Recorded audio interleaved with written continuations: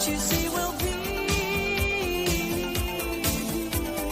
Lives that keep their secrets will unfold behind the clouds. There upon the rainbow is the answer to our never-ending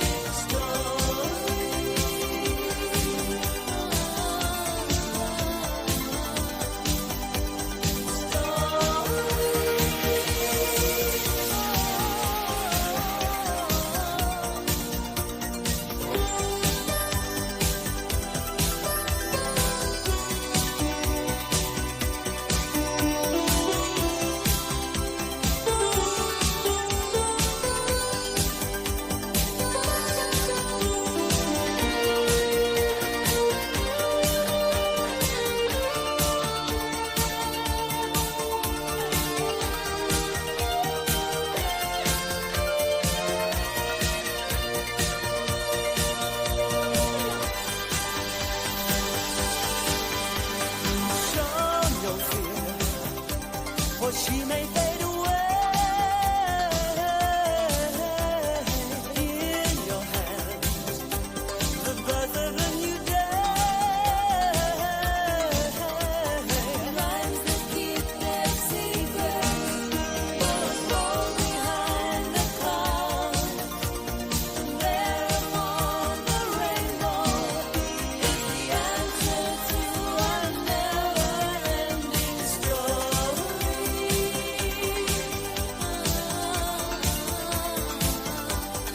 Never-ending story. Hello, everyone. I'm John Coleman from ApocatastasisInstitute for the Humanities and Alternative College and High School here on New Milford, Connecticut, USA. The purpose of this magical discussion is to look at the never-ending story. This episode of A Conversation With is entitled Nothing is Lost, Everything is Transformed. And we'll break that down soon enough.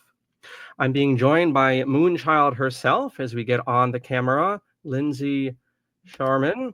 How are you doing, Lindsey? Fantastic, John. Thanks for having me. And what an honor to be compared to Moonchild herself. This talk has been long in coming, but before we do the intro chit chat, Lindsey, not to get too personal, do you miss synthesizers in music like in the 1980s?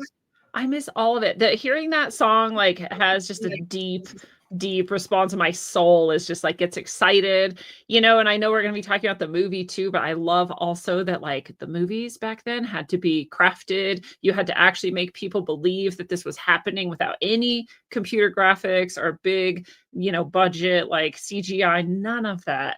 And I miss that too. It's so much more real. It's so much more analog, even though we're talking about digital synthesizers, right? It feels a little bit more real. There is also something about the lighting of films. We can get into all this down the line, but you're right, there is a certain reality, oddly enough, art, but there's a certain reality to filmmaking of that time, early 90s, late 80s, and in other ways as well, we can approach that. But Lindsey, what's new? I mean, I was thinking about this. Of course, we've traded cards and some correspondence over the past few years. I'm trying to think the last time we did a show, and my memory, and you're going to correct me here, my memory, it was after the 2020 election, and we were speaking about some of the hanky-panky that went on. Is that your memory? When was the last time we did a show? I think it was sooner than that. I think we did shows about, was it Tesla? No, it was someone fascinating. Yeah, with Holly. It was with the German guy. He had the falling out with Freud and with the Nazis as well. Wilhelm Reich. Wilhelm Reich. There we go. Yeah, I think that was the last time. Yeah, that might have been 20 and 22. But wow, time is going fast. I'll tell you. Yeah, it's crazy. It's been that long. So what's new with you? We see here, and we're gonna obviously check out your website. It's down below in the description for everyone. It's roguesoul.org. So it's something of a rebranding there. So what's new with you in general, and what's new with your work in particular, Lindsey? Nothing really new, honestly. Same thing. Nothing's changed much. It's just more of it. And yeah, my corporate name has always been Rogue Soul. My spiritual services that I offer people has always been Rogue Soul Services.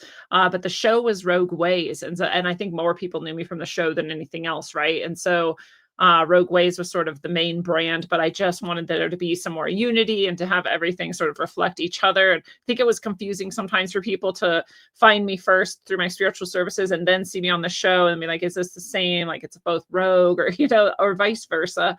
Find me through the show and then be like, well, what is Rogue Soul Services? So it's now all just a little bit more united.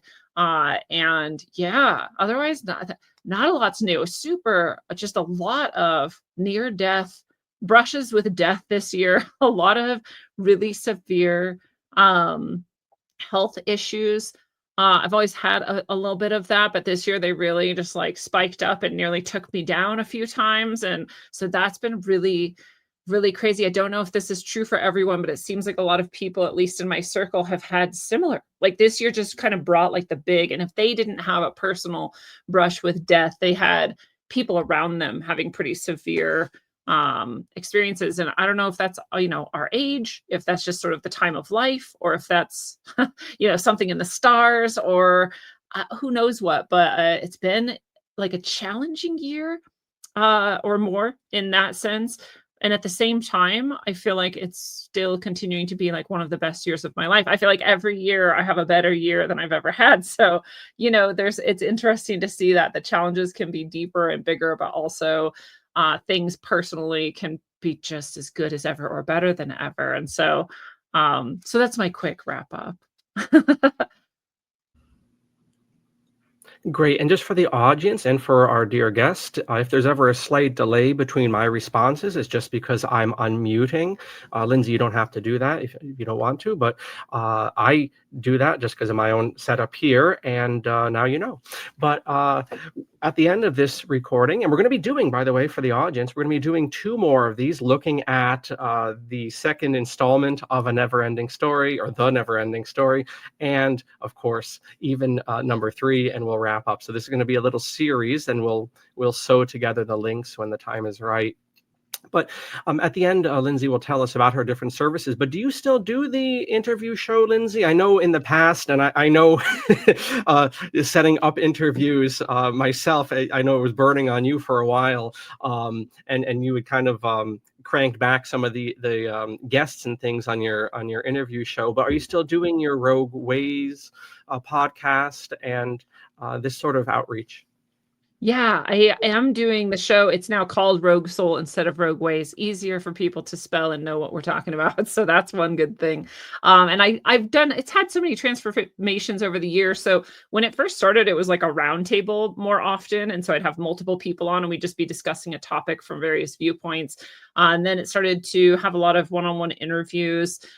Over time, then I started doing other shows that would be more topical, that would be just me, referencing things going on or sharing my perspective on various events. And then at some point I was doing 5 shows a week where I would do like at least one interview, at least a couple of just me talking about things, and then, whatever else. And then I was doing the winning report, which is sort of a roundup of all the news headlines over the previous week and sort of my response to them from a spiritual, or at least hopeful, or at least seeing through the propaganda ideally, or, kind of just cutting through some of that fear programming and all of that.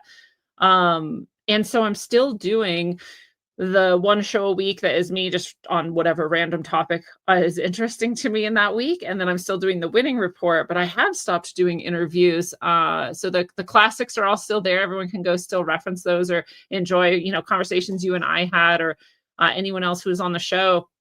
I just got burnt out talking to people. I really, there was a lot of times where, and people have asked me about this before. They're like, you seem to really like everyone you talk to. I'm like, thank you. Thank you, because I don't actually. And sometimes people were quite rude to me multiple times before the show, during the show, after the show, and part of me is like, well, why am I giving this person a platform? Or, and I love to talk to people with different views than me. And that part's fine. I love and I don't necessarily agree with everyone because I want to learn why people think what they think and where they're coming from and all of those things. And but it's different when someone's actually rude, right? When they're not. And so I found that it started being more often than not, I wasn't enjoying myself. And so I still have it open in my mind. Like if there's a person who's fascinating, who I want to talk to, and that sounds like fun to me, like I'll do an interview show. But I'm not going to just do it to do it. Right. So I kind of dropped that. And yeah, every once in a while I still have one, but it's not very common anymore. Having now done, as of this recording, 254 of these, I can certainly attest to Lindsey's experiences. You have no idea, dear audience, what goes on trying to set up some of these interviews, and that might be another show down the line there. Right. I am like you. I can't sit at a desk for hours on end just talking, and I see some of these individuals, usually it's political stuff, and I mean some of these podcasts, these QAnon people, they'll go on for 5 or 6 hours in a chair. I don't know how they do it. I get antsy at like 40 minutes, and I'm if it's just by myself talking, or by myself an hour and a half, and these dudes can go on for 6-7 hours sometimes. I don't know. I don't get it. Yeah, that's not me. I also, I have a standing desk. It raises and lowers. My back starts hurting if I'm sitting too long or standing too long. So like I have to really I have to really pick my times I want to be at the desk. Great. So let's settle down here for the next stretch, and I'm going to bring up the screen share. And I would like Lindsey and I'd like myself to think about our early interactions with this story, this never-ending story. And while we're doing that, while the hamster wheel is getting cranked up in our brains, I'm going to read a brief biography of our author, because of course, like many films, this was a book first, and like many films, we don't realize it was a book first. So let me bring up the biography. I believe this is from well, first of all, here's Lindsey's site. I'll go back to this as time goes along. And Lindsey, you can see the screen share? Yes. Okay, so yes, here is Lindsey's site, but to our purpose at the moment, let's go on Michael Ende. .de, so that tells us he's German, and of course the permission from some attorney bastard is in German. I'm going to just assume it's the white button they want me to hit. Okay, so let me just read a little bit about our author. And in some of the classes I teach, and I think Lindsey probably has the same experience as a teacher herself, you do want to know about the author, where this comes from. These aren't just stories floating around in the ether. Really, literature is like the fruit, very much like the fruit of a culture, of a decade, of a life. So let's learn about Michael Ende. Michael Ende was born on the 12th of November, 1929 in Garmisch, and died at the age of 65 in Stuttgart on the 28th of August of 95. He's one of the most successful German authors of the post-war period, selling over 20 million books in 40 different languages worldwide. His novels, such as The Neverending Story, Jim Button, Momo, and The Night of Wishes, captured the hearts of readers young and old. We see our man here on the left looking very whimsical and I think authoritative. Michael Ende was born to Louise and Edgar Ende. Even as a young child, he was influenced by the visionary, surrealistic nature of his father's artwork and the imaginary world of painting as real to him as everyday life. The historian in me also wants to point out, if he's born in 29, he's coming of age in Weimar and in the early National Socialist period, a very heady time in Germany and a very interesting time artistically. So these are his formative years. And even as a young man, that would place him in the early post-war period. In search of the magic word. Ende's quest for the magic word was reflected in his literary endeavor. Through novels, short stories, and poetry, Ende strove to guide his readers towards new ways of seeing and experiencing the world. To this end, he believed it was necessary to reconnect the disparate threads of modern life in a new poetic mythology for the contemporary age. I'm going to go back to that. In line with the Romantic tradition, his quest for the magic word was a search for a story that would conjure the essence of the world as we know it. His attitude, though, was far from schoolmasterly in keeping with his playful writing. The key to his poetic vision usually lay in the entertainer, the conjurer, and the joker. Great archetypes there. I just want to go back and we can step off on this point here. To this end, Ende believed it was necessary to reconnect the different, that means different, threads of modern life in a new poetic mythology for our age. Okay. So some He's thoughts not there? alone in that. Wow. This has been a sort of, purpose for so many great thinkers and creators over the years is to bring back sort of magic to the modern world and mythology to the modern world. And, Tolkien is a famous example of such, and really believing that it was like necessary to saving the soul of humanity to have this magic, to have this wonder be brought back. And we used to have it. We were maybe perhaps more magical thinking, or we were just more immersed in nature, or maybe it was just that we held on to our folklore and our traditions a little bit more.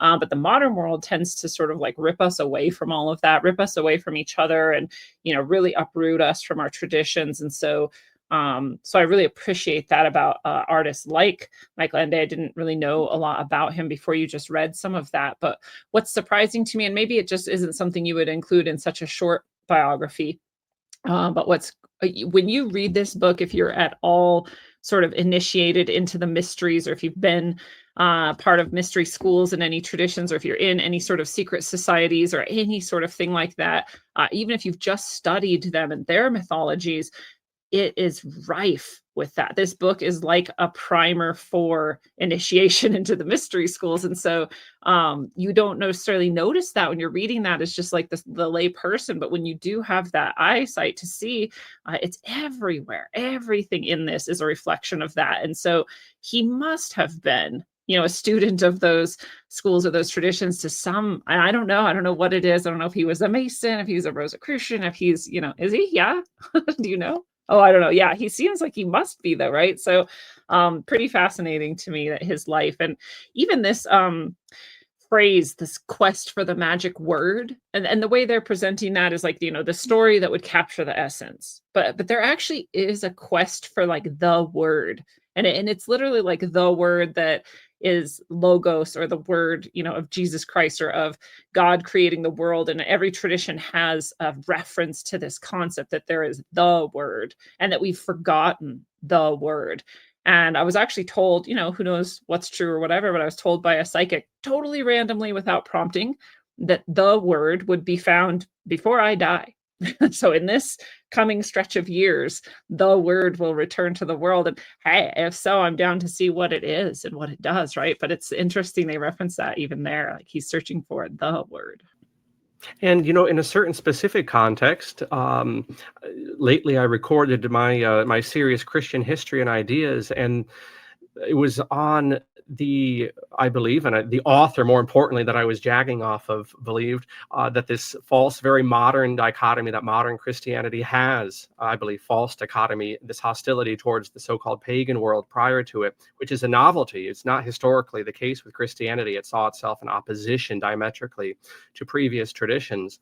But in that article, and people who are interested can see the November episode of Christian History and Ideas, the author, a Spanish fellow, he brought out a split, and I think this is beyond just the Christian discussion, to the West in modernity, Lindsey, between, as he called it, logos, the split between the word, or, as he would phrase it, rational, hard data in his setup, the split between logos and mythos. And that was to use Malcolm X's phrase, that was really the cause of the dead end that we've ended up with. Or actually, Malcolm X used the expression, the cul-de-sac. An excellent, the West had entered a cul-de-sac. And this particular author, he was saying, how did we end up in that cul-de-sac? in the West is because we split at the Enlightenment. We split logos, we'll say reason if you like, from mythos, from the spirit. And that's Yeah. how we have to end up with end days, Desire or Tolkien or whomever, maybe ourselves, sewing back together this shattered reality. Yeah, I love it. I mean, we can see it too in our culture's obsession with materialism and science and logic. And those are all good things, but they become twisted, distorted, evil things when they're not married to the sort of mythological and the more spiritual or even psychological, right? And so I think we're seeing the fruits of that now, of this sort of emptiness. Yes, and it's to the point that people will have conversations with these computers, and they will, if the press is to be believed at all, which I don't know why we're giving them any credence, but if these stories are to be believed, people are declaring their love for these machines, these chat bots, and how do you say, proposing marriage and things like that. I mean, this is madness. This is this is the madness of going ass over heels into materialism, and this is how you end up with this strange tech spirituality. And one of these weirdos in Silicon Valley is giving a speech on the Antichrist and all of this stuff. It's a total not an inversion so much as I believe a shattering of reality from its symphonic, what should be a symphonic reality, a unified reality. Yeah, shattering is the perfect word because it's literally digital, different little pieces, right? Digital, they're all like our hands or fingers are digits, they're separate from each other. And so, right, the shattering, the separation, the digital, and then the analog is what we want to go back to. It doesn't mean never have any technology. It means our lives have to be analog, it has to be interconnected to something that came before, something that's coming up. And these different aspects of ourselves have to be at least in some sort of touch with each other. We can't just have materialism. We can't just have technology without nature and time with our feet on the earth and the sun on our face and these sorts of things, and in deep connection with each other, right, emotionally. And with that's deeply lacking as well. We have very little of that, as you and I have talked about before. And what a good on-ramp now, Lindsey, to our early interaction with this story in general. And you mentioned analog, and I think what struck a lot of us early on with the film was its analog nature. So if people aren't familiar, when it comes to special effects, you have what's called analog or sometimes they're called practical effects, and then special effects. And what's cool about 1980s films, and that was my initial interaction with this story. It wasn't until much later that I knew there was such a book as The Neverending Story.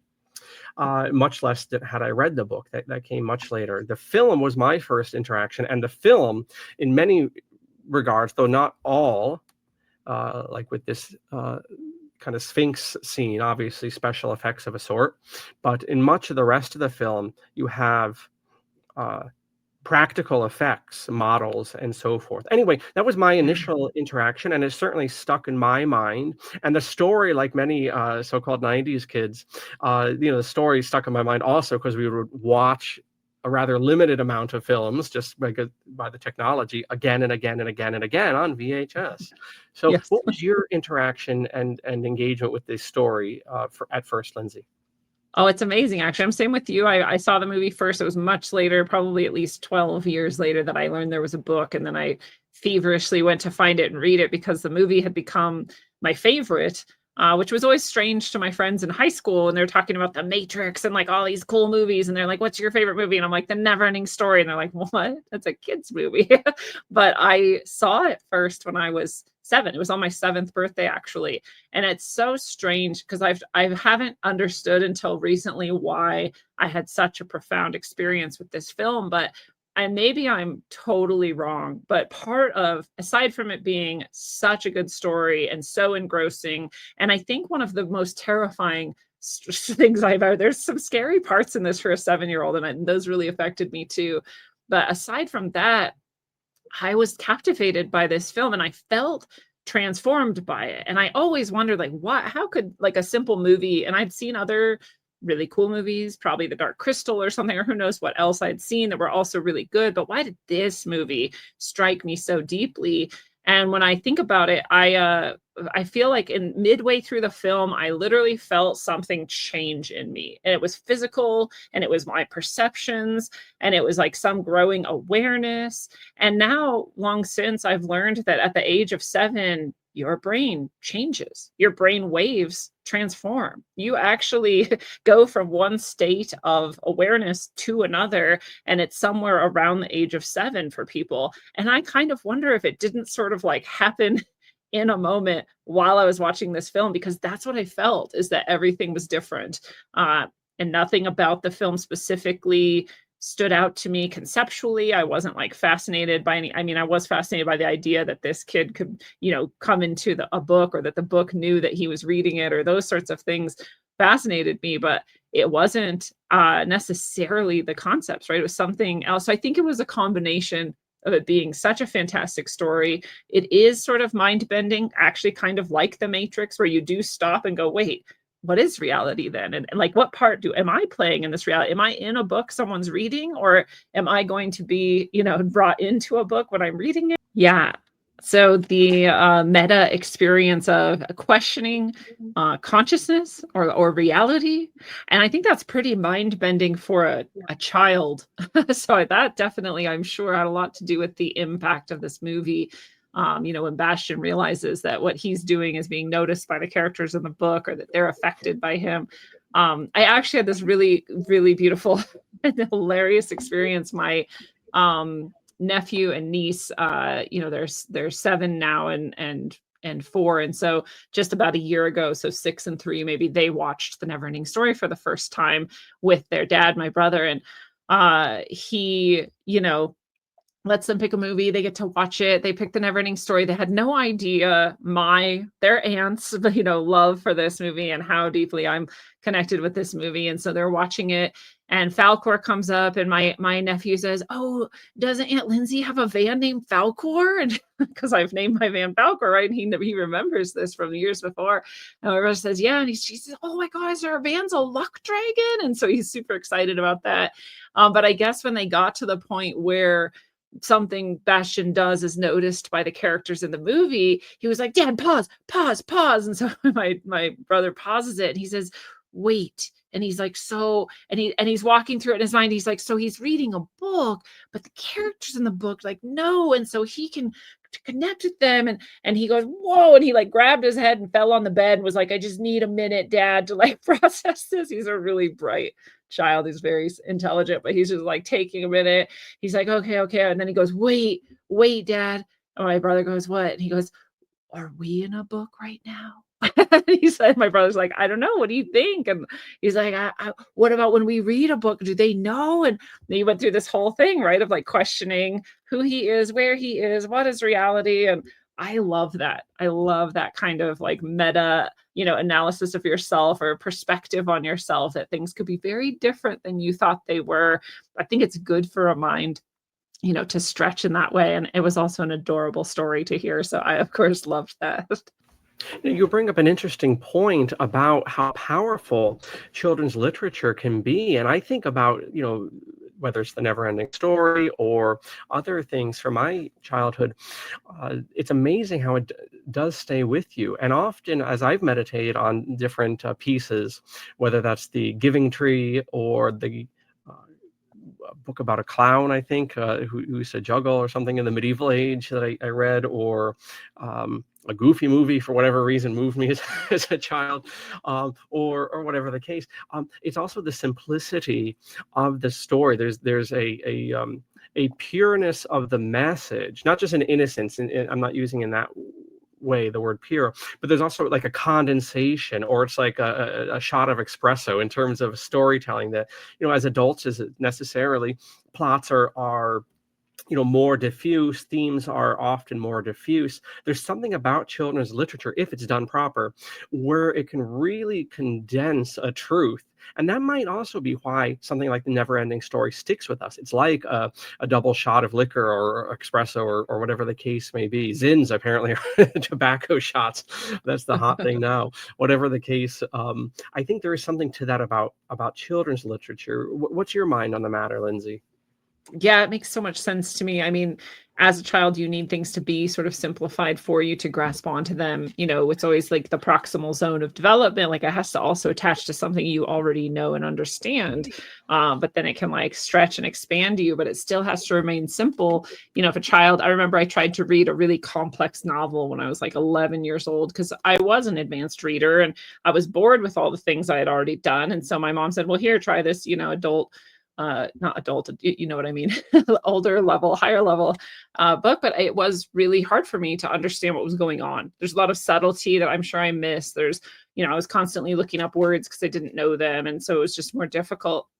And so this simplicity has to be there for a child, but it's also kind of nice as an adult to return to that sometimes and just be like, okay, yeah, these are the simple truths. These are the things that matter. And, it's really straightforward, actually. It's not as complicated as we make it. That's what might fascinate our mind or keep us engaged these days because we want more and more nuance and new things and new experiences. And, but actually here's the root of it and here's what matters. And it's neat too when it's done right. And the book, I think, does this perfectly where, again, the plot's very simple, straightforward. The characters are simple and straightforward. But also the depth of the sort of mysterious and the esoteric and like the, truths and the very complex ideas are brought forth and offered to you. And the movie touches on some of those too. So there can be this sort of what's there for the adult mind and then what's there for the child mind, and they're both satisfied in this way. In American media, there is a figure, beloved, and I still think quite remembered, Mr. Rogers. And Mr. Rogers, who was not a sniper in the First World War, although there are now literally feature films with AI filling in Mr. Rogers' sniper backstory, which I love, by the way. But Mr. Rogers was a Presbyterian minister, and a lot of people don't realize how Mr. Rogers' neighborhood came about.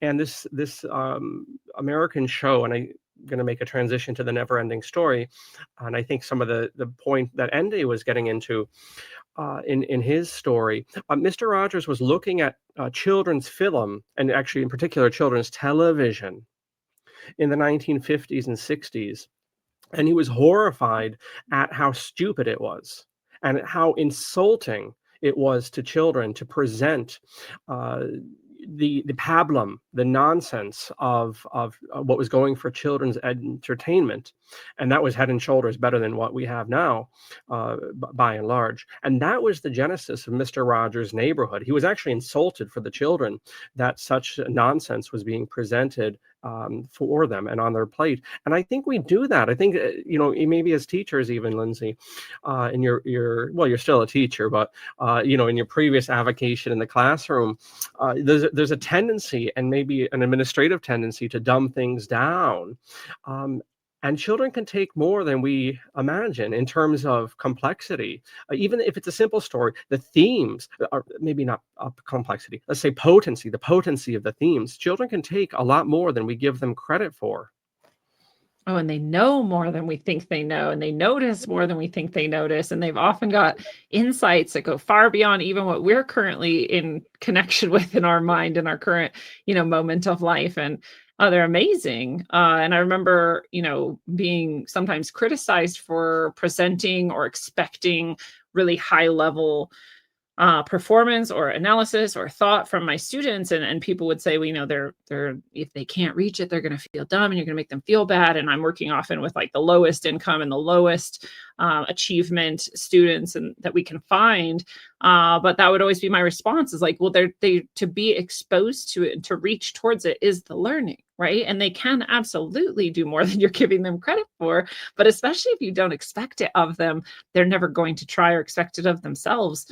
And they feel so good when they're honored for that intelligence they actually have. And I mean, it's like all people. You would be too. I would be too. If somebody expected me to do very little and that I was going to be stupid, I would feel, even if I didn't notice it, somewhere in myself, like a little bit disappointed and insulted. And yeah, I love Mr. Rogers. He was my best friend as a child. I was so grateful for him. It was like my moment of zen in a very chaotic world. Thank God for that man. Yes, and in the interest of mythology, once again, I will very much recommend people look at the AI Mr. Rogers movies that are out there. It is amazing. It actually reminds me, some of this stuff right now reminds me of, when the internet was fun about 10 or 15 years ago. People are really being creative with this AI. But in any case, um, one of the meta aspects of this story, and this might be a good stepping off point, Lindsay, to look at some of the not questions, discussion quotes I have queued up. But I really was bowled over by, once again, and I remember this struck me when I prepared my lessons for this to teach it a couple of years ago, the utterances of the Gamork. And I'm going to ask you to explain to the audience what the Gamork is, and then I'd like to read a couple of pages with you, because it gets really philosophical, and yet not without the grasp of a child. And before I kick it over to you, yes, challenge. You had brought up challenge in your response just now, and that's something that's clearly in the book too. Bastian in the book is actually quite out of shape, physically speaking, and there's a softness to him which invites criticism from his peers. It invites bullying and things like that, and it's through the adventure, especially in the middle and to the section we'll look at in the next episode, when he goes to, I don't think it's Fantasia, but it's another magical land, Fantastica. Fantastica. With the chemical, there was a funny chemical in this called Fantastica Selenium. Did you Yeah. catch that? Yeah. Which is nearly as cool as the Avatar's unobtainium in Yes. terms of mythical things. But yeah, that was something else that struck me going through this morning. I got through the book with the help of a screen reader, and it was the challenge that can, in our lives in general, but certainly for a child, can really bring you to new pinnacles. And Bastian, he comes across that living through these characters, and maybe that's something we in real life IRL ought to reconsider for child rearing, is hardship. I don't mean genuine hardship, but Right. challenges. Maybe things are a bit too padded now, and I took that away. I don't know if this book would ring in terms of pop culture in the same way nowadays because of the padding or the helicopter parents. I don't know if you have any thoughts on that matter. Yeah.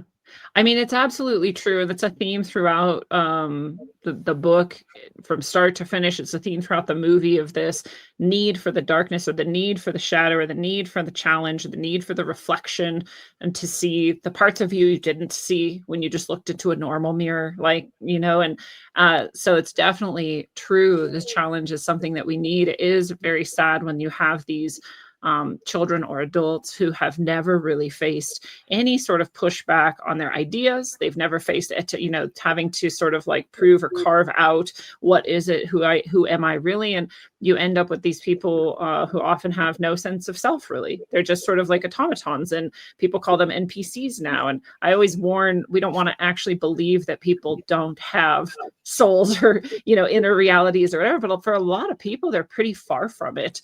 And I do think that's a big part of it, is they've never really had that sort of challenge. Again, to go back to my nephew, my brother would let him climb all over in the woods when he was a 1-year-old little baby. He's like climbing up on stumps, and and people would say like, well, what if he falls? And he'd say, but what if he never learned how to use his body? What if he never learned what danger exists and how to avoid it? Wouldn't that be worse than if he falls at the point in his life where he's most capable of healing himself and not being injured at all? We've seen babies tumble down crazy, things, and they're just like made of rubber and they're fine. And so like, what if he didn't learn how to engage his surroundings? Wouldn't that be worse? And I do think it's worse. It's interesting with Bastian, where he really believes he doesn't have any of these qualities. But if you read the intro to the story, the very first chapter, a little bit closer, you see every single quality he feared that he lacked, and you see every quality he thinks he gained from Fantastica present just in his interaction with Carl Conrad Coriander at the old bookstore. Every single one of them. He's brave. He pushes back against him and his ideas. He has courage in that. He runs away with the book. He has stealth, he has cunning, he's got this speed, he's got this endurance, he's sweating. He says he's run faster than he's ever run and farther than he's ever run. He's out of breath, but he still goes. He has all of these things. He's interesting. Even the bookstore owner says to him, like, how creative he is. And so he's got all these beautiful characteristics, but he doesn't see any of them, and he doesn't believe he has any of them. And that's another theme of the story, is that there was nothing that was ever lacking. You had it all along. You just didn't know it, right? You just didn't believe it. There was a remarkable news story last year or the year before with these surveys, and something like 15% of people reported not having an interior monologue. Mm. You speak of the NPC, and we can chew over where that may come from. But part of it, I think you're absolutely right, is that lack of trial, even just normal growing trials. If you look at the film and the book, for that matter, even something as simple as Sebastian going to school on his own, I was struck by that. Like, that would not happen today, not in this country. No. Or going into a bookstore with a strange old man. I mean, the evil suspicion that comes about, that we're trained with deliberately in the media to have in our surroundings, I believe. Even that was, this is not an ancient book. I think the book was published in the 70s or early 80s, the film in 91 for the first one. And how quickly we've become addicted, I think, to softness and to the fear of our environment. Very different. Very, very different. And even just that idea too, that we need some challenge, that we need a little bit of darkness, that we need some reflection that isn't just, the bright and, front facing aspects of ourselves in order to develop more fully as a person, or to know ourselves more fully, is the truth of it.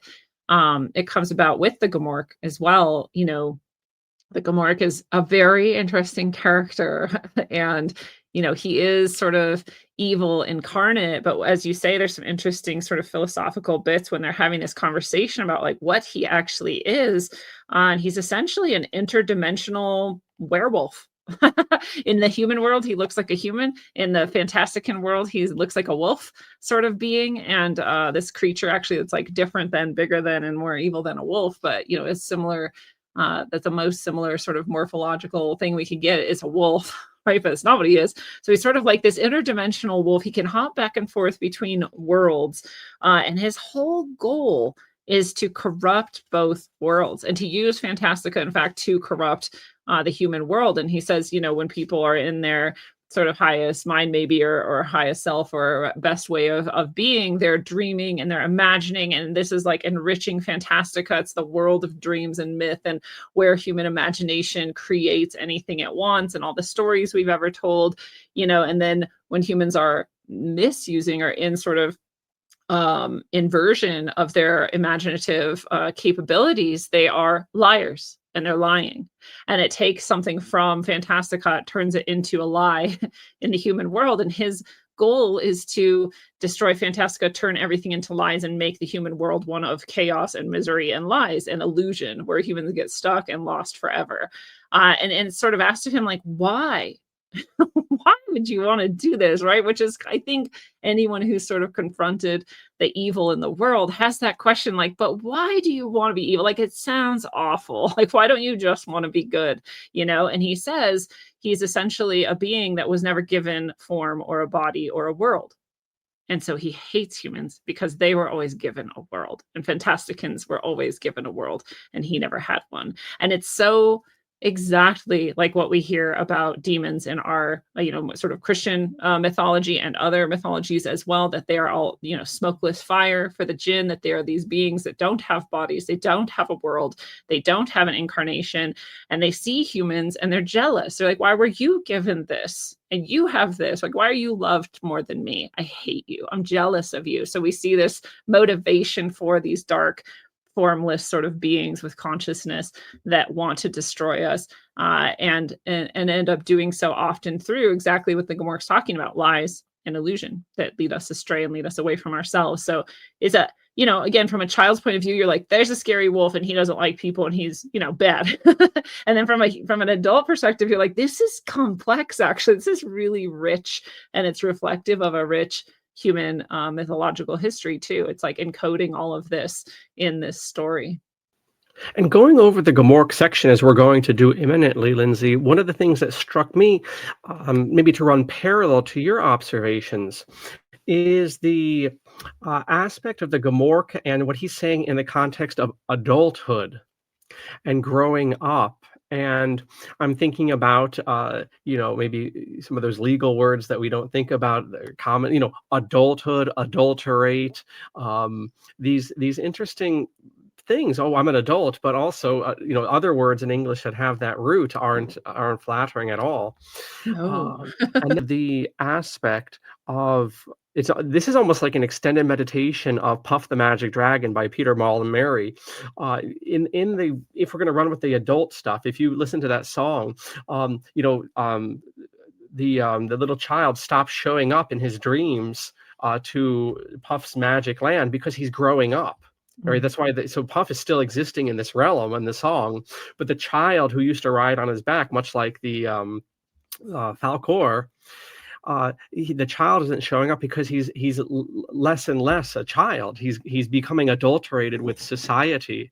And if you have any thoughts on that matter, or we can jump right into the text and revisit these themes as you like. Well, it just makes me also think of Winnie the Pooh, right? Doesn't Christopher Robin eventually leave the 100-acre woods? Yeah. Yeah. Oh, or Peter Pan for that matter, right? Yeah. Okay, Lindsey, so here I have the PDF, and I'm going to put this down below in the description. And this is the section, roughly, where the Gomorrah and Atreyu start talking. So we're going to make you sing for your supper here, and I'd like you, Lindsey, to speak for Atreyu, and bastard that I am, I'm going to be Gomorrah and the narrator. So I do believe that covers all of the participants in this scene, and we'll go on for about 2 or 3 pages and see how the muse moves us. So I'm going to do the narrator and the Gomorrah, and you're going to do Atreyu. Deal? Deal. Okay. As though to prove his point, the Gomorrah clamped his jaws on the chain. The chain jangled as he tugged and pulled it. After a while, he let it go. It's a magic chain. Only the person who can pull on it can take it off, but she will never come back. Who is that? The Gomorrah whimpered like a whipped dog. It was some time before he was calm enough to answer. It was Gaia, the dark princess. Where has she gone? She has leapt into the nothing, like everyone else around here. Atreyu remembered the mad dancers he had seen outside the city in the foggy countryside. Sorry, why didn't they run away? He murmured. Because they had given up hope. That makes you beings weak. The nothing pulls at you, and none of you has the strength to resist it for long. Gomorrah gave a deep, malignant laugh. What about yourself? Atreyu asked. You speak as if you weren't one of us. Gomorrah watched him out of the corner of his eye. I am not one of you. Then where are you from? Don't you know what a werewolf is? Atreyu shook his head. You know only Fantastica, Gomorrah said. There are other worlds, the world of humans, for instance. But there are creatures who have no world of their own, but are able to go in and out of many worlds. I am one of those. In the human world, I appear in human form, but I am not human. And in Fantastica, I take on a fantastican form, but I am not one of you. Atreyu sat down on the ground and gazed at the dying werewolf out of the great dark eyes. You've been in the world of humans? I've often gone back and forth between their world and yours. Gomorrah, Atreyu stammered, and he couldn't keep his lips from trembling. Can you tell me the way to the world of humans? A green spark shone in Gomorrah's eyes, and he seemed to be laughing deep inside. For you and your kind, it's easy to get there. There's only one hitch. You can never come back. You'll have to stay forever. Do you want to? What must I do? Atreyu asked. His mind was made up. What everyone else around here has done before you. You must leap into the nothing. There's no hurry, because you'll do it sooner or later in any case, when the last parts of Fantastica go. Atreyu stood up. Gamork saw that the boy was trembling all over. Not knowing why, he spoke reassuringly. Don't be afraid. It doesn't hurt. I'm not afraid, said Atreyu, but I never expected to get my hope back in a place like this, and thanks to you. Gamork's eyes glowed like two thin green moons. You have nothing to hope for, Sonny, whatever your plans may be. When you turn up in the world of humans, you won't be what you are here. That's the secret that no one in Fantastica can know. Atreyu stood there with his arms dangling. What will I be? Tell me the secret. For a long time, Gamork neither spoke nor moved. Atreyu was beginning to fear that the answer would never come. But at length the werewolf breathed heavily and spoke. What do you think I am, Sonny? Your friend? Take care. I'm only passing the time with you. At the moment, you can't even leave here. I hold you fast with your hope, but as I speak, the nothing is creeping in from all sides and closing around Spook City. Soon there will be no way out. Then you will be lost. If you stay and listen, your decision is already made. But you can still escape if you choose. The cruel line around Gamork's mouth deepened. Atreyu hesitated for a moment. Just a moment, and he whispered. Tell me the secret. What will I be in the world of humans? Again, Gamork sank into a long silence. His breath came in convulsing gasps. Then suddenly, he raised himself on his forepaws. Atreyu had to look up at him. And then for the first time, he saw how big and terrifying the werewolf was. Gamork spoke, and when he did so, his voice was like that of the jangling of chains. Have you seen the nothing, Sonny? Yes, many times. What does it look like? As if one were blind. That's right. And when you get to the human world, then nothing will cling to you. You'll be like a contagious disease that makes humans blind, so they can no longer distinguish between reality and illusion. Do you know what you and your kind are called there? No, Atreyu whispered. Lies, Gamork barked. Atreyu shook his head. All the blood was gone out of his lips. How can that be? Gamork was enjoying Atreyu's consternation. This little talk was cheering him up. After a while, he went on. You ask me what you will be there, but what are you here? What are you, creatures of Fantastica, dreams, poetic inventions, characters in a never-ending story? Do you think you're real? Well, yes, here in your world you are. But when you've been through the nothing, you won't be real anymore. You'll be unrecognizable. And you will be in another world. In that world, you Fantasticans won't be anything like yourselves. You will bring delusion and madness into the human world. Tell me, Sonny, what do you suppose will become of all the Spook City folk who have jumped into the nothing? I don't know, Atreyu stammered.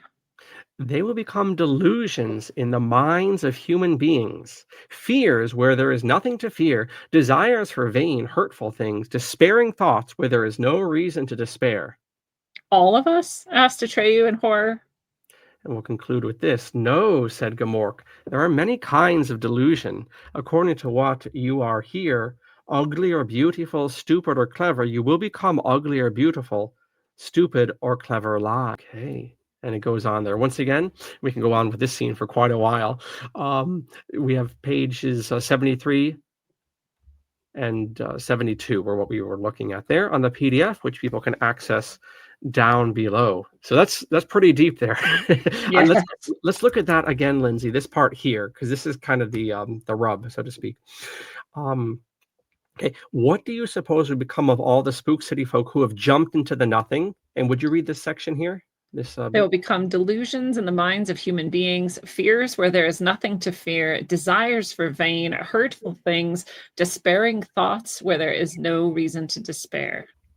So I'm taking that as almost like in my angle of becoming an adult and losing that magic of life. I'm not even going to say the magic of childhood, but becoming disillusioned with life. maybe chronologically, we can say it's at, that coming of age, so to speak, but it's not a lost cause. You can keep that spark alive. That's what I'm trying to maintain in my sentence structure here. Yeah. But it's almost like the lies of adults and in this, framing of things, the hurtful things and so forth. These are the reverse of the dreams that we had as children, and that they manifest in this negative, like photo negative fashion in the world of adults. How do you take this scene and this section in particular?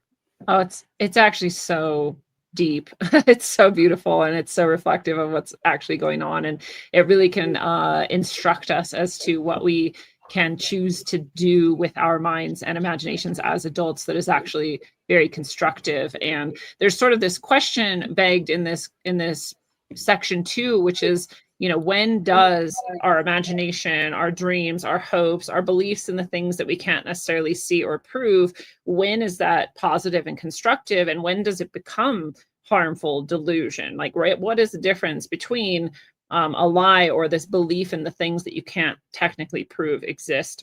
And so people who have faith in, the soul or spirit or God or source or whatever people want to call this, angels and all of these things, when is that okay? And then when does it become like the schizophrenic in the padded room who's, delusional and believes that they're, God, and they're battling demons all the time? And right, like, where's the line between this? And so that's also the question that is begged in some of this too. But, it's a simpler sort of way of looking at it is, and I talk to people about this all the time, is that, we sit here and we can say like, well, what if, I lose all this money, or what if this job doesn't work out for me, or what if, my spouse dies, or what if, the economy collapses, or what if Trump does become a dictator and sends us all to camps, or like, all of these things. And you're sitting here purposely using this imaginative capability you have in order to imagine things you have no basis of. Actually, you have no idea what the future holds. Tomorrow the earth could just become disintegrated in some cosmic wave that happens to come through, and nothing is left at all, right? Or tomorrow you might have like $12 million suddenly dropped in your lap somehow. You have no idea what's going to happen next. And you can prove this to yourself by looking back at your life at the things you expected least, but that happened to you anyways. And so, or that you made happen anyways. So you know that you don't know the future, and you know that it hasn't technically always been horrible, and it also hasn't always been fantastic, but it's always been actually overall somewhat neutral. Good things have happened to you, bad things have happened to you, and you can see this. So why are you using your imagination to create these things that don't exist? And they are technically lies. You're just sitting there lying to yourself for no reason at all, no gain of your own. And you're using the exact faculty that when you were a child, you probably more often imagined really cool things, really beautiful things, happy things, joyful things. Like, I'm going to climb this tree, and this tree is now a spaceship, and I'm going to fly to Mars on this tree, and that was so real to you and so engrossing to you. And it's the exact same thing you're doing, but now you're doing it with like the worst possible things you could imagine for some reason, right? Like, why are we hooked into this? And we are quite often invited to, or quite often prompted to. It is a very, very sick, media world out there. There's a lot of profit for people who are disempowered and, sick and unhealthy and like scared all the time. And all of this, there's a huge amount of profit in that. And a lot of control. I can make you do this if you believe the lie, the fear that I've given you about this potential future that I now have you imagining, right? And so I always just ask people like, so what would it hurt if instead of that you imagined good things happening to you, and you imagine the world going right, and you imagine the thing that you think is the least expected being the thing that happens? Like, what would it hurt you to do that? It wouldn't. And also, you don't know, so you may as well have fun with it and imagine the coolest things. And I think it matters too, because we have all these examples of future tales for humanity, and I don't know many of them that are good. I mean, they're almost all dystopian, techno dystopian, really dark futures. And who is imagining the good future? And if all of humanity is caught up in this negative future, even in the spiritual realm, they're like, oh, revelations, like, the apocalypse and the war against good and evil and all this is going to destroy the world. Like, even that, we're sitting here imagining the worst possible futures. And so, again, why? And it's cool to be aware of things that might happen and take some precautions and be, intelligent about your reality. But it doesn't serve you to sit in anxiety and worry in this future delusions of negativity, right? That you have. And so this is really getting to the heart of that. Like, you have this capability to imagine. If you believe the lies and if you spend your time imagining the lies, you become delusional. You become, the thing that is hurting the world, and you become wrapped up in all of these darker sort of outcomes. There's something else that you could do with that energy, much more, that serves you much more. You mentioned the real world IRL uses of discouragement for the power structure. And people who are interested, there was a good presentation online. I'll link it down below as well, in addition to Lindsey's site and the PDF here. Some of the real world application. It was by a couple from Ireland who are actually leftists, not George Soros hirelings and wind-up toys and astroturf things. But they did a very interesting analysis in terms of class and economics. Where does the term grow up? And why does it have that negative connotation? And who does that serve? Why does the term, grow up, Treyu, grow up, Lindsey, grow up, John, whatever the case may be? And those have very real world applications, which is why a huge amount of what passes for news is negative. And in fact, it's the news is negative, and then almost every advertisement that we give, or are given rather, are things that are completely unattainable for ourselves. Whether those are $60,000 trucks or who knows whatever nonsense. Almost nobody can afford this stuff. So you have discouragement in obtaining what's presented, and then horrible things that are presented. Luckily, I think most of these stories don't even happen. Yeah. But I was thinking about it, doing actually some real legwork as to where is Charlie Kirk buried? Have you heard anything about this whatsoever? If he was killed at all? I don't know, but No. I take that's all in the context of the statement. I take a certain bit of heart in the fact that I think a lot of these horrible stories are not actually happening. Fires and car wrecks and whatever they start with. Yeah, at the very least, they're not happening at the rate to which they're presented to us. Yeah, Or say, like, exactly. here's all the things happening. We're like, well, what is, I can't remember the quote, but I think it's maybe like Mark Twain or something. It's something like, a million things went right for you today.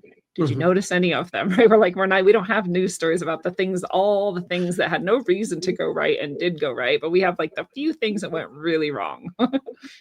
I spoke to a newspaper lady who did the beat in one of the local papers, and she said that was a standing order in the profession. Is you must always, in the broadcast profession, you must always start with car crashes, fires, and whatever. Well, what effect is that having? Well, I can tell you because I have someone in the house here who turned on the news right as I'm waking up. It's not very good, and it's obviously very, very intentional. Mm-hmm. Lindsey, are you ready for some speculative questions as regards the Neverending story? Sure. What do you think about the bookstore owner? Are you familiar with the fan fiction interpretation or the scholarly interpretation, whatever, that he is basically Bastion? Not literally is the same person, but he is Bastion in 70 years. He literally got so enmeshed into the story, the bookstore owner, that this is the same phenomena happening, just played out. Have you heard that, and what are your thoughts on the matter in any case? I haven't heard that specifically, but I'll tell you just textually my conclusion that I drew. And that's, so he's Carl Conrad Coriander. So he's CCC. And then Bastion is Bastion Balthazar Bucks. So he's BBB. So in a progression, he's, coming next. In the book, the chapters are A, B, C, D, E, F, G, H, all the way through the whole alphabet. But that's in Fantastica. That's in the story, right? That's in the myth or in the legendary sort of world. And then in the real world, it's reversed because they're mirrors of each other. And it even starts the whole book with this mirror image of Carl Conrad, which now on the screen is right way because of the flipping of the camera, but it's actually reversed in the text. And so the mirror indication begins from step 1, and then this indication of progression as soon as you learn Bastion's full name. you can see CCCBBB. And so it seems to me that Conrad Coriander, when he was perhaps a child, also went through the exact same set of experiences or similar, his version of them, right? Where he got sucked into the book. He saved the previous childlike empress. He went on all his adventures and then came back out again successful, which not everyone does. So interesting too. I also, just as a side note, I met someone who I fell deeply in love with, and their name was A. And I was like, oh my God. I was like, you're the one. Like, it was just funny coincidence that I found, because, again, in the progression, the next person after Bastian who's going to do this same journey would be A. So very, very cool. But that's my take on who Carl Conrad Coriander is. Great. Yes, I love those alternative or those deeper things. Even with children's literature, you have that. So, Lindsey, I thought we could finish up here with some quotes. Were there any major points that you wanted to bring up in this first take on the Neverending story? Were there anything major that you wanted to still to talk about? Oh man, I could go on for 10 million hours, just all these details that I pull out and all of the very, fascinating things to me of what's hidden sort of in the text. But I'll go back just for a second to the Gomorrah. I'll add one more little piece to that. Please, When he in the text, and I don't remember if this happens in the movie or not, or if it's as obvious in the movie. I think it happens, but you don't really understand the significance. But right as the Gomorrah dies in the book, he, in his last sort of, even as his body is dead and he's dead, his last sort of like will towards evil and doing harm makes his, jaws snap shut on Atreyu's legs. And Atreyu's kind of like, well, man, I'm stuck. I mean, I can't get anywhere. My quest is over. I've failed. It's done. I cannot pry these teeth off my legs. It's just like this inhuman strength, and he doesn't have the Orin. And so he's kind of screwed. And then the nothing is coming closer and closer, and he would have been sucked away into the nothing, but that the Atreyu or the Gomorrah's, jaws held him. And so he was actually saved by this will towards evil, and to do him harm was like the thing that kept him going. Gomorrah would have hated to know that he actually helped Atreyu achieve his end by hating him so much and wishing him so much harm. And I love this little detail that, it's not just that the dark and the light kind of reflect each other and kind of need each other to exist, but that literally whatever the darkness attempts to do actually serves the light. It serves like the outcome of good. And I loved that little detail in the Gomorrah's storyline too. Great. Well, thank you for that. And let's see if some of these quotes get some additional insights from the both of us here. So these are just helpful things that stick out here. Just hot takes, Lindsey, as we go down the way here. We don't have to hit all of them, but one of the quotes here, we'll just start from the top. If you have never wept bitter tears because a wonderful story has come to an end, you must take your leave of the characters with whom you have shared so many adventures, whom you have loved and admired, for whom you have hoped and feared, and without whose company life seems empty and meaningless. Yeah, this is the bookstore, and right, and he's like, if you've never had this experience, you haven't really read books, right? Because Bastian's like, I'm a reader, I read books, and he's like, oh no, I don't know if he's a curmudgeon, right? He's got his pipe, and he's like, you've never read books if you've never had this experience, and Bastian's like, no, I have had that. I've been in the ocean, and I've been in these places with 20,000 Leagues Under the Sea or whatever, and he gives some examples of like, and the way he talks about it, the bookstore owner starts to see like, oh, this kid actually does get it. Like, it's not just you're reading a book and you're seeing what happens. It's like you are in the story. And we all can relate to that, especially if you've ever been a reader or you've loved a story, you've gotten deeply into it. You feel that way. Like you're there with them, you're experiencing all of it. And that actually becomes, again, like one of the themes of the book is your imagination is so powerful that like you are actually experiencing these things at some level.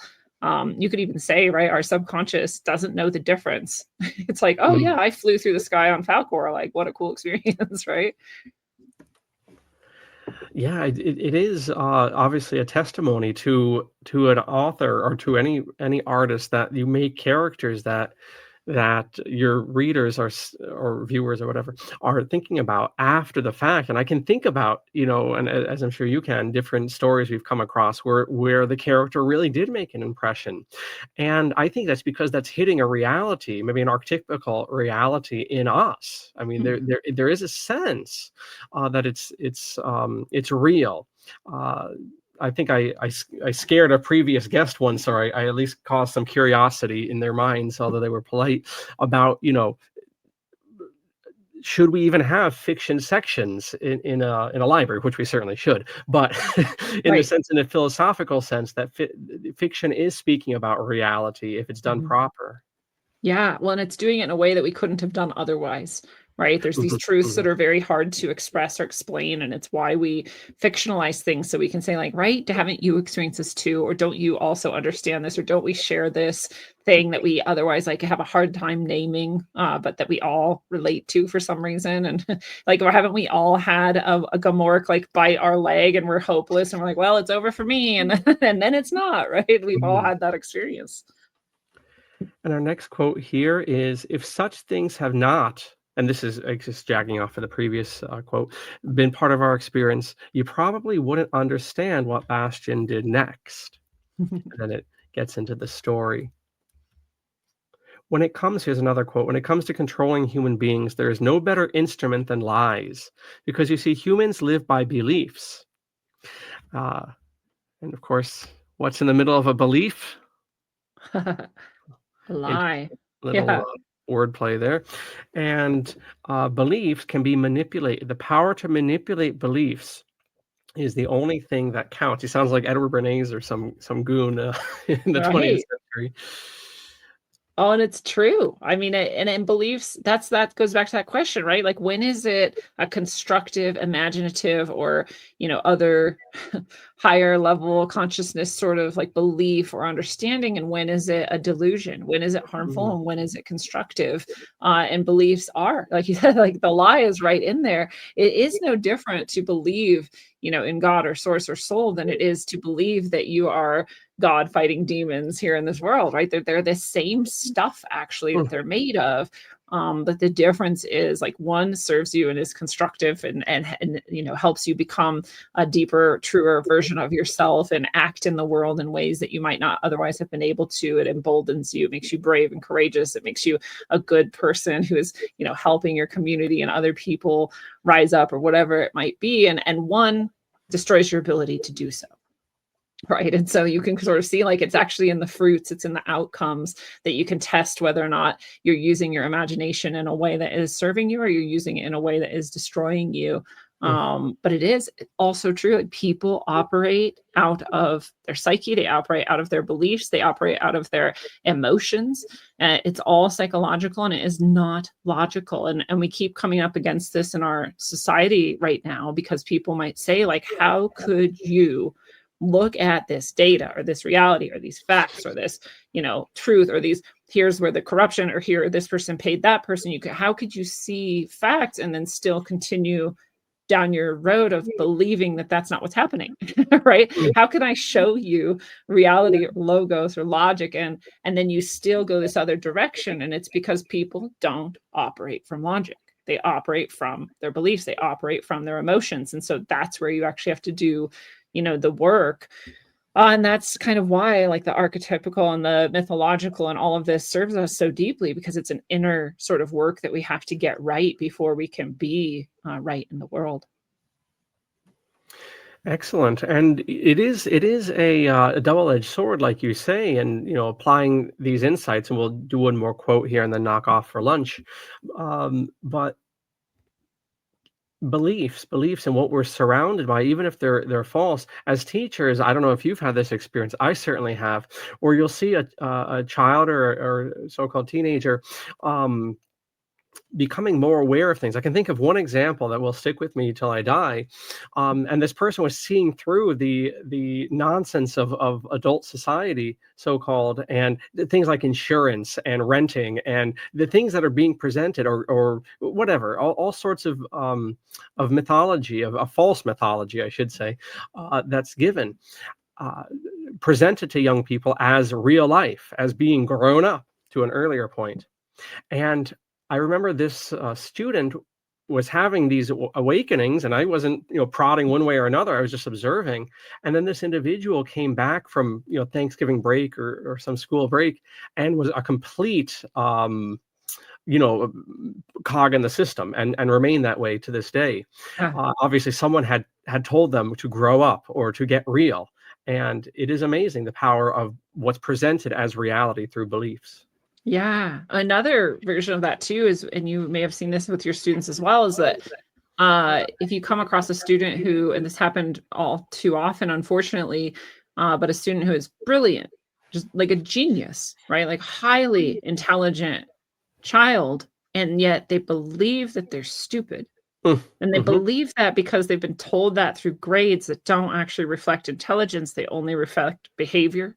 mhm. If you're really smart and you're bored and so you act out a lot and you have an F now, right? So it doesn't actually reflect how intelligent you are at all, right? But so we have all these students, all these children who believe that they're failures, they believe that they're stupid, and then they spend their life living out that belief, despite that they have this deeply beautiful intelligence and genius about them. And so even in your own self, right, you can fail to recognize something because of this belief you were given because of the lie.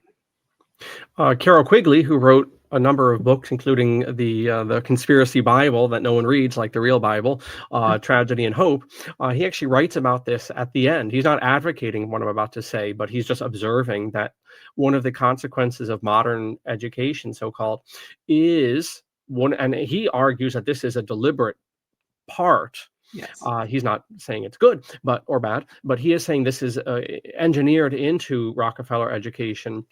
He says that it is to create a discouraged proletariat, a certain worker class that does not believe thinking is for them, and that they will be heave-hoeing boxes and fry later baskets and things like that to the day they die. That is the purpose of grading and so forth, is to create a certain strata of worker bees, of desperate and discouraged worker bees. Yes. Yeah, definitely intentional and very effective, unfortunately. When you try to salvage that from a person Mhm. and say, no, no, you're brilliant, you're a genius, actually, you could do anything you wanted to, you're very bright. And they just say, I don't believe you. Like, I think you're just trying to like, puff me up for some reason. I'm like, no, but you can't, it's hard to change once that's settled in deep. Yeah, yeah. I mean, that gets into other things like, the person who thinks that they are their, whatever their weakness may be. I drink, or I smoke pot 8 hours a day. That's who I am, Mm. and that once that becomes lodged in, it becomes difficult. That lie becomes difficult to expunge.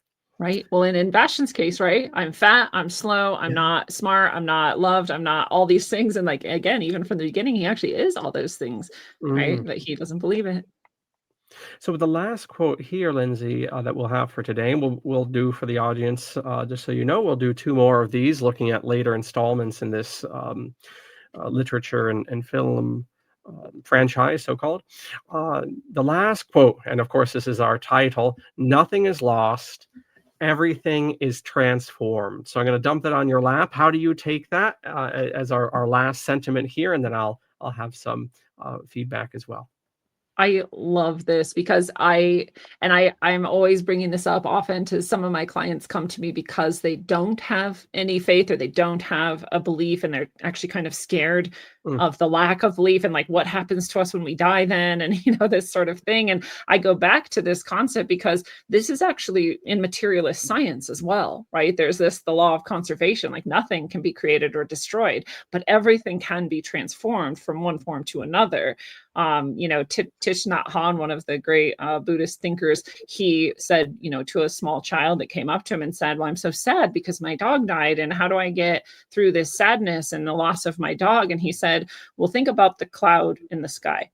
And can you imagine the cloud in the sky? And the little girl's like, yeah, I can. And he says, well, at some point that cloud's going to rain, right? And she's like, yes. And he's like, and then it's going to be in a puddle, right, of water. And she's like, yes. And he's like, well, the cloud didn't die, did it?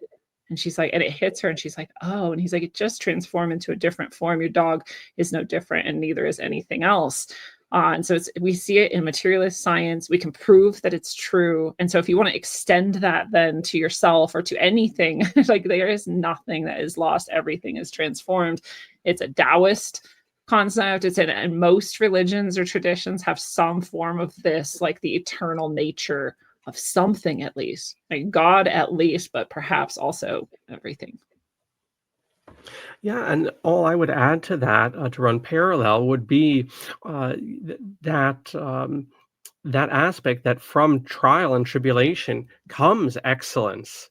From deprivation, often can come spiritual gains and other gains of a sort, and that it is this paradoxical reality.